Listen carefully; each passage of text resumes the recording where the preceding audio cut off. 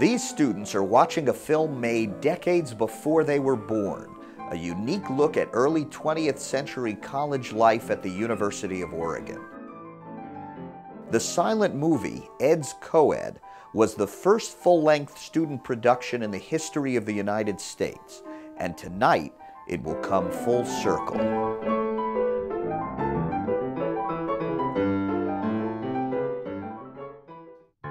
It all began in the fall of 1928. University students Carvel Nelson and James Raley returned from summer jobs working on a film set with a bold idea. Carvel Nelson and James Raley decided they were going to make a film.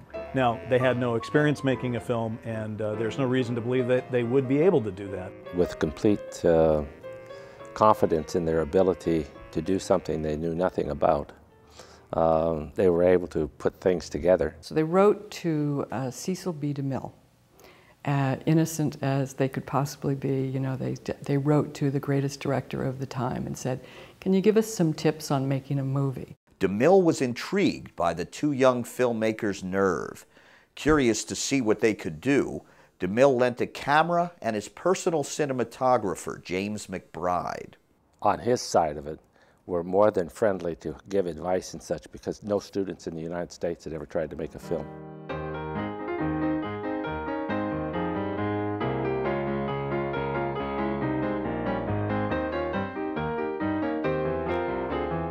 It was really the story of a kind of a naive freshman who came to the University of Oregon, and hijinks ensued.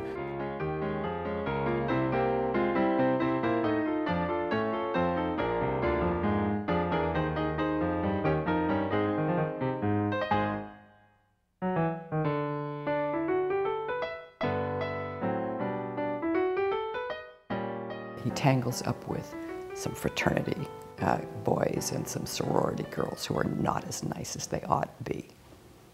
It's a fun story. With a script, a camera, and a cinematographer, Ed's Coed was ready for production. All they needed now was a scheme to fund the movie. They tried to get students to come out to audition for it, but they had to pay 50 cents in order to apply for it. And that was supposedly a cover charge for all the paperwork they'd have to do, and how they could raise money for the film. By the end of March, they started shooting the movie. They had it in the can by June, and they premiered it in October. 2 sold-out premieres in Eugene. Was shipped across the United States to various houses that said they were interested. With planned distribution and a write-up in Photoplay magazine, the cast and crew of Ed's Coed believed the film would put small-town Eugene, Oregon on the map. But with the rise of talking pictures in the 1920s, Ed's Coed, like all other silent films, was dead in the water. Sound made Ed's Coed history.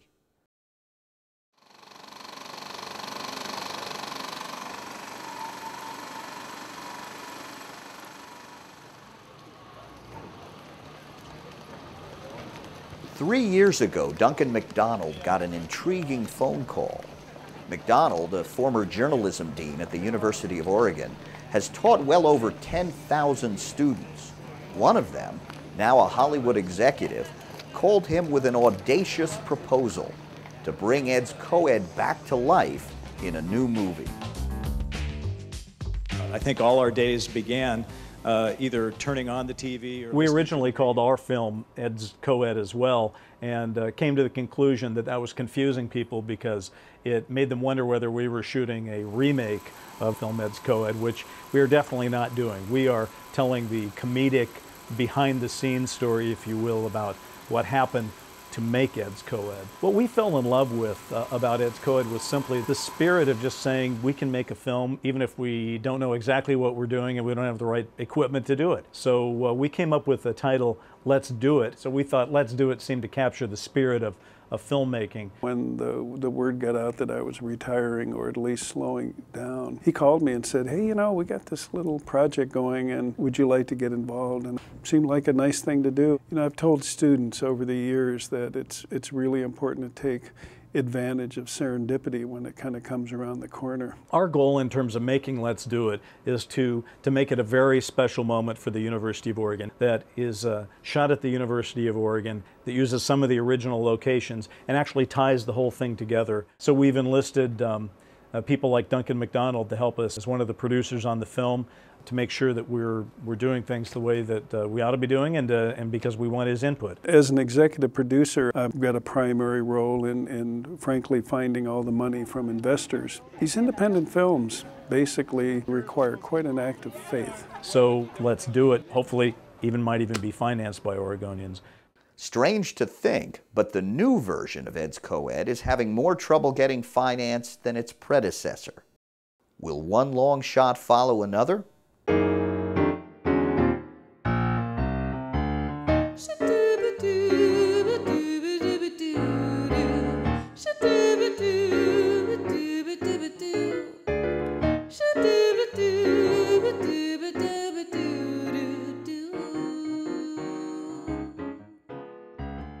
In researching the Hollywood makeover, Bryce and Duncan looked for surviving relatives of the original Ed's Coed cast. Burke Rice is the son of Dorothy Burke, or Joanne, the female lead in Ed's Coed. For a movie like this, she had some big ideas and big dreams, I think. She probably thought she could have been an actor, but she had fun making the movie. She actually encouraged my dad to have a couple showings.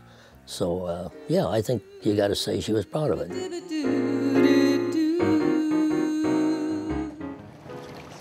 In celebration of its 80-year history, tonight Ed's Coed is shown with modern musical accompaniment. Students will get the rare opportunity to watch the film where it was made, on campus at the University of Oregon.